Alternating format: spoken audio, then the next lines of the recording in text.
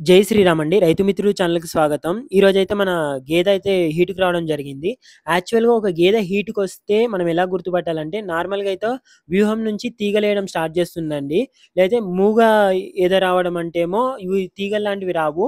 But మనము దాని పైన చేతులేసినప్పుడు తోకలు లేపడం లాంటివి, దాని వ్యూహం ఉబ్బినట్టుగా అనిపియడం లాంటివి కనిపిస్తుంది మూగ దాంట్లల్ల. సెకండ్ వన్ వచ్చేసేమో అరుస్తూ ఉంటుందండి. ఎక్కువగా అరుస్తుంది. నార్మల్ టైమ్‌లో కాకుండా అన్నోన్ టైమ్‌ల కొంచెం నీరసంగా అరుస్తుంది. ఎక్సైట్‌మెంట్‌తోని అరుస్తుంది అయితేమో ఎదకొచ్చినట్టండి. థర్డ్ వన్ వచ్చేసేమో గేదె తక్కువగా తింటుంది, ఎక్కువ నీళ్ళు తాగుతుంది, ఎక్కువ దుంకులాడుతుందన్నా సరే ఎదకొచ్చినట్టండి.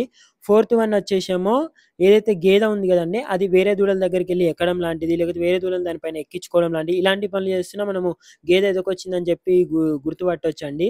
హీట్ కన్ఫర్మ్ అయినాక 12-18 అవర్స్ మధ్యలో అయితే మనం హెవీ హీట్‌లో ఉంటదండి. ఆ టైంలో మనం క్రాసింగ్ చేపిస్తే మనకు 100% సక్సెస్‌ఫుల్ రేట్ ఉంటదండి.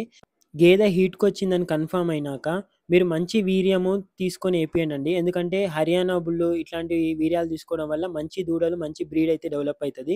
సెకండ్ వన్ వచ్చేసి మీ దగ్గర మంచి దున్నపోతులుంటే దున్నపోతుల దగ్గరికి తీసుకెళ్ళండి. ఇప్పుడు నేను మీకు చూపిస్తున్నది ముర్రా మంచి దున్నపోతండి. ఇంకోటొచ్చేసి ఈ దున్నపోతు దగ్గర ఆల్రెడీ 2 సార్లు తీసుకొస్తే సక్సెస్ కాలేదండి నాది. అందు గురించి ఇప్పుడు నేను వేరే బుల్ దగ్గరికైతే తీసుకెళ్లడం జరుగుతుంది.